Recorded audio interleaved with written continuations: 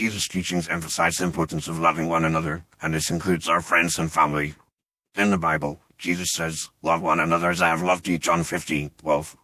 This commandment is not just a suggestion, but a fundamental aspect of Christian living. Loving our friends and family is essential for several reasons. Firstly, Jesus wants us to love our friends and family because they are a reflection of God's love for us. When we love those closest to us, we are demonstrating God's love to the world. The Bible says, God is love, 1 John 4:8, and when we love others, we are showing them a glimpse of God's character. By loving our friends and family, we are able to share God's love with them and show them the kindness, compassion, and mercy that He has shown us. Secondly, Jesus wants us to love our friends and family because it brings joy and happiness into our lives. When we focus on loving and serving others, it takes our minds off our own problems and worries. It also brings people together, strengthens relationships, and creates a sense of community and belonging. The Bible says, love is patient, love is kind, 1 Corinthians 13:4, and when we exhibit these qualities, it brings joy not only to the people we are loving but also to ourselves. Thirdly, Jesus wants us to love our friends and family because it is a way of showing gratitude for the people God has placed in our lives. Our friends and family are gifts from God, and loving them is a way of thanking Him for the blessings they bring to our lives. The Bible says every good and perfect gift is from above, James 1:17, and when we love and appreciate our friends and family, we are acknowledging God's goodness and provision in our lives.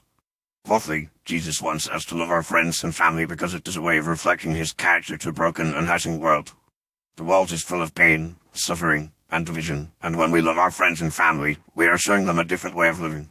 We are showing them that love, kindness, and compassion are possible even in the midst of difficulty and hardship. The Bible says, "By this all people will know that you are my disciples, if you have love for one another," John 13:35, and when we love our friends and family, we are identifying ourselves as followers of Jesus. Lastly, Jesus wants us to love our friends and family because it is a way of preparing ourselves for eternity. The Bible says, love never ends, 1 Corinthians 13:8, and when we love our friends and family, we are cultivating a love that will last forever. In heaven, we will be surrounded by people who love God and love each other, and when we practice loving our friends and family now, we are preparing ourselves for the relationships we will have in eternity. In conclusion, Jesus wants us to love our friends and family because it reflects God's love, brings joy and happiness, shows gratitude for the people in our lives, reflects His character to a broken world, and prepares us for eternity. Loving our friends and family is not always easy, but it is a fundamental aspect of Christian living.